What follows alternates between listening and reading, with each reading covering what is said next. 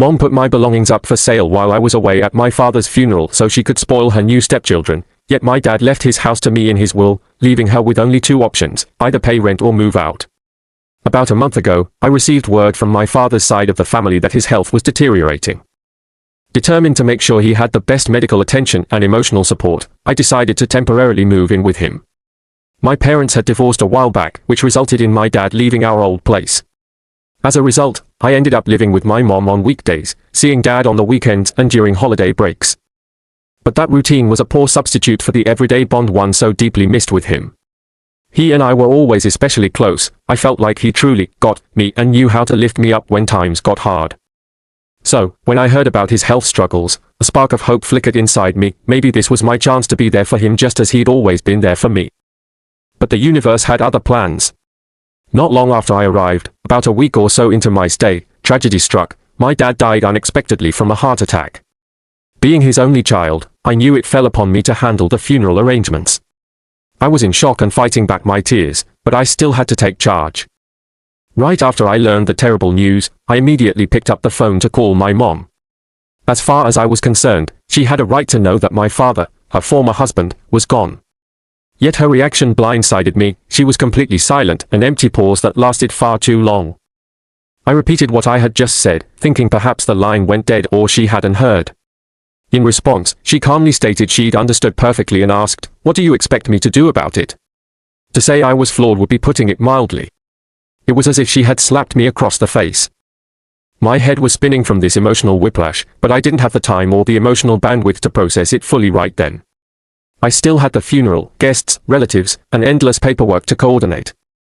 So, I pushed my feelings of betrayal aside and focused on giving my dad a proper send-off.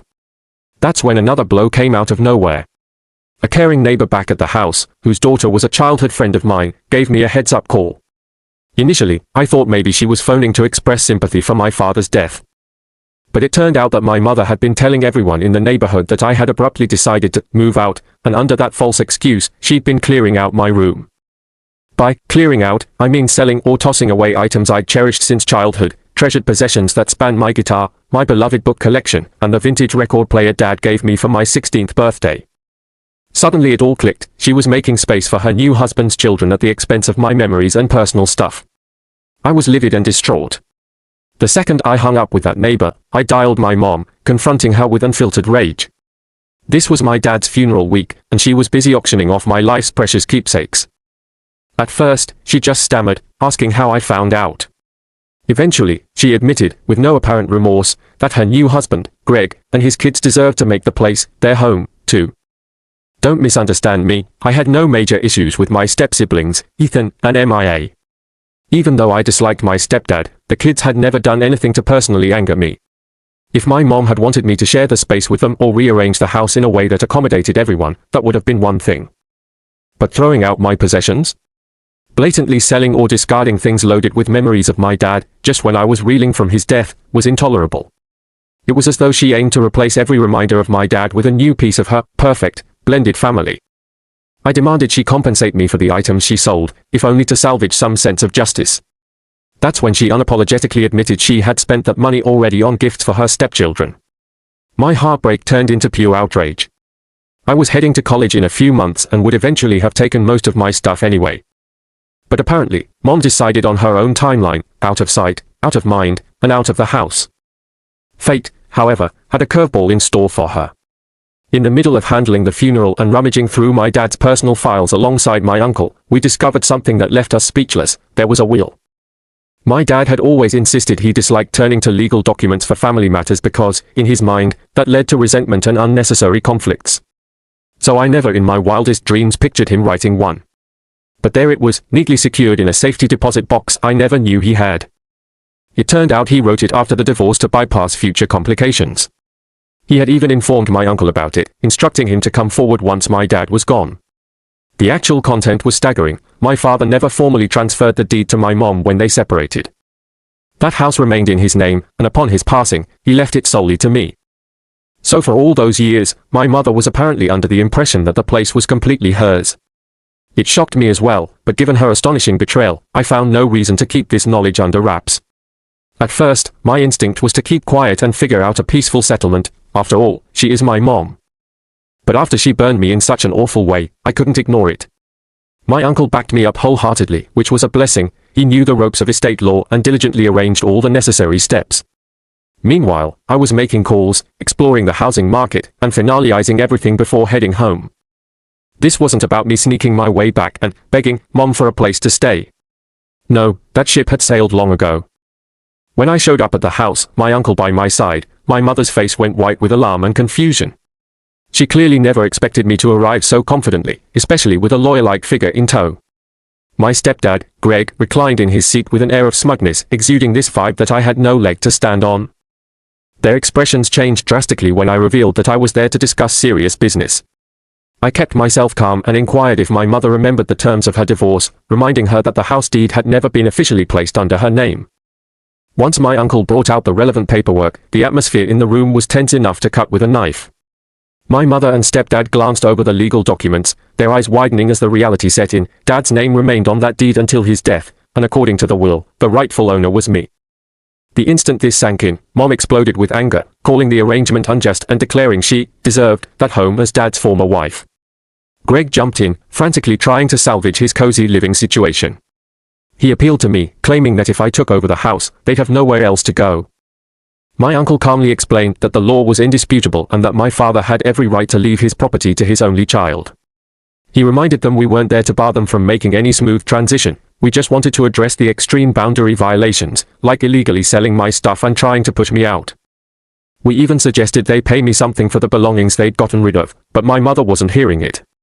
She doubled down, hurling accusations that I was cruel and disrespectful for taking back the house, basically twisting the narrative to portray herself as the victim. She threatened legal action, ranting that she'd take me to court and get what's hers. I sat there, stone-faced, letting her perform. All those years I bit my tongue to keep things calm, but now I was done. I calmly told her she was free to file any lawsuit she wanted, but we both knew how that would end. Then I clarified that I wasn't planning to give them an instant eviction notice. I was perfectly open to letting them stay for a short while so they could locate another residence. But my boundaries were unwavering. I was ultimately taking ownership, and they needed to move on and out. That was that. Just when I thought we'd hit maximum drama, my stepdad ratcheted everything up even more by storming out. For a fleeting moment, I presumed he was leaving the conversation in defeat.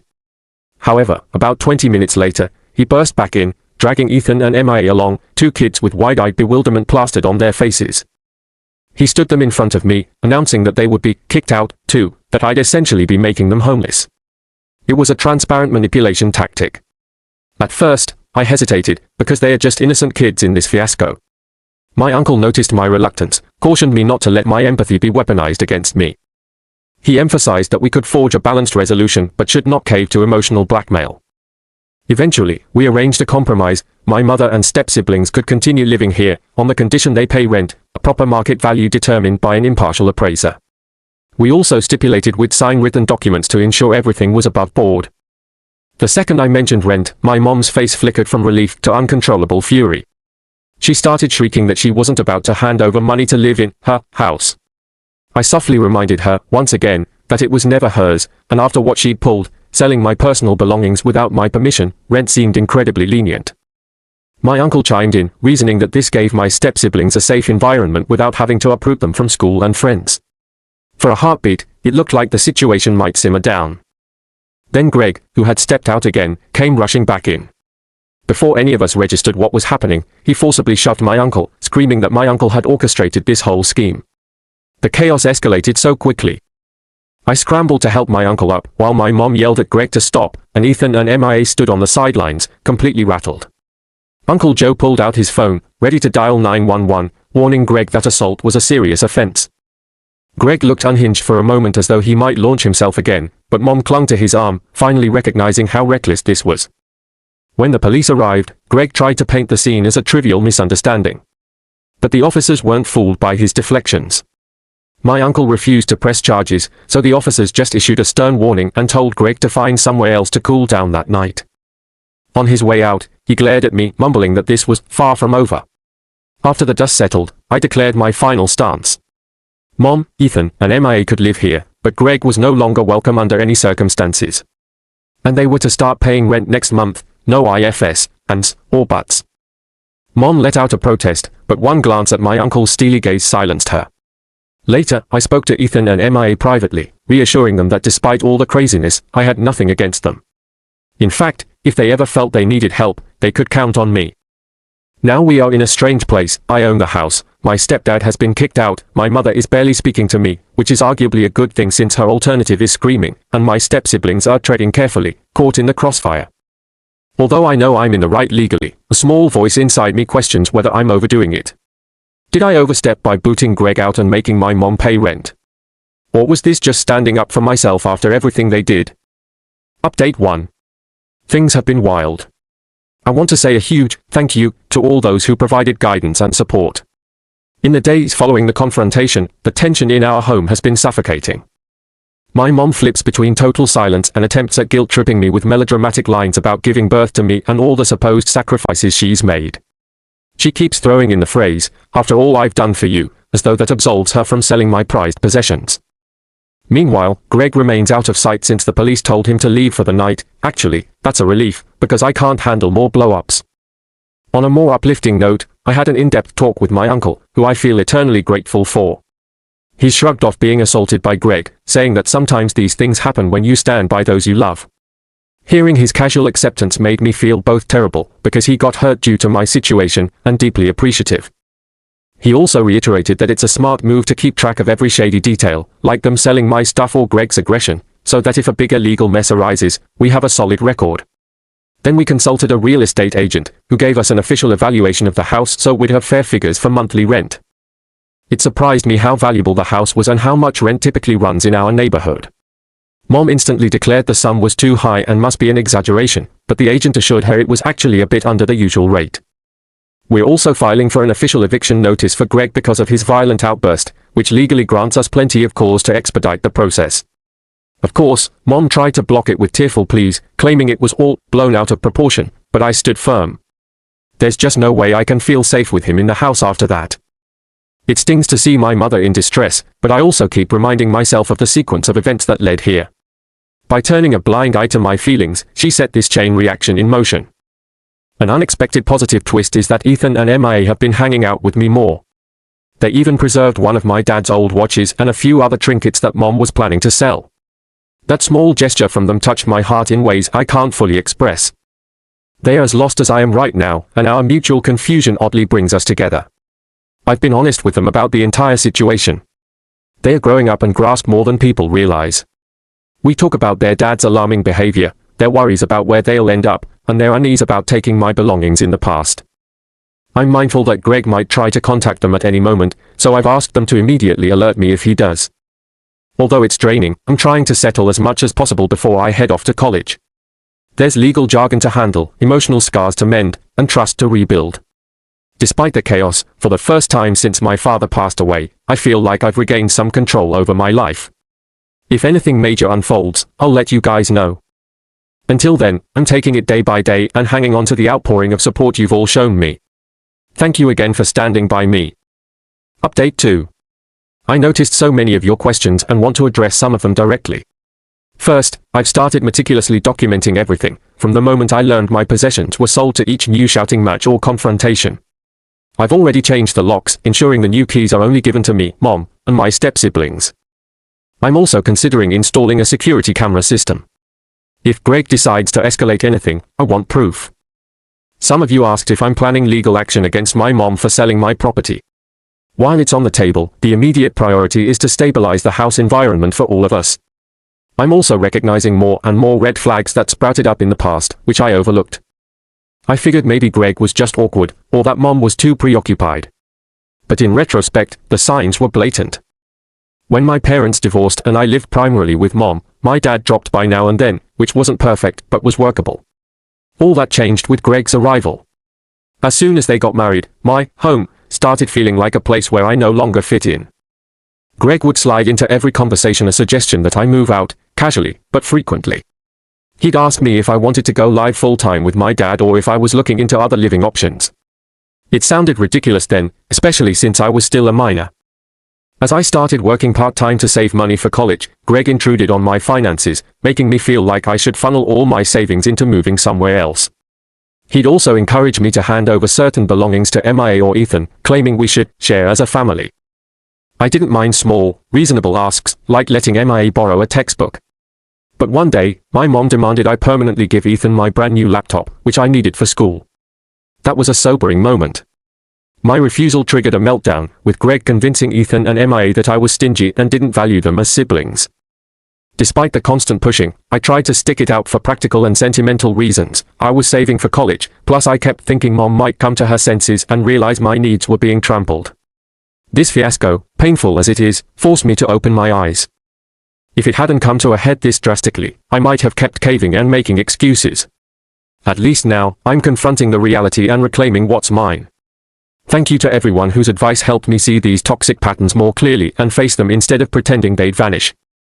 Update 3. Big development. Greg's ex-wife, who is Ethan and Mia's biological mother, contacted me out of the blue. She'd heard the recent chaos swirling around Greg and my mom, and she wanted to chat. Naturally, my curiosity was piqued, so I met her for coffee. She wasted no time getting to the heart of the matter. Greg has been slacking on his legally mandated child support for ages. He justified it by insisting his financial contributions in our household replaced child support obligations, meaning Ethan and Mia's mother got far less than she was owed. She explained that Greg's real motive for keeping the kids with him was so he could spin the narrative that he directly supported them day to day, thus alleviating him from paying the child support in full.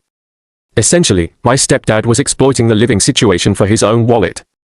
It made me wonder if that's part of why he's so aggressively trying to secure permanent residency in my dad's house. Greg's ex said she was fed up and might take legal action, and she asked if I'd testify regarding how much support he's actually been contributing at home. His plan to shirk child support by essentially abducting the kids from her, keeping them away so she had no chance to see them, was morally appalling, and I told her I'd be more than willing to speak the truth if it came to court. She admitted she rarely got to see Ethan and MIA because Greg moved them around whenever he thought she'd try to visit. She's hoping I can help reunite them, at least letting them hang out together again.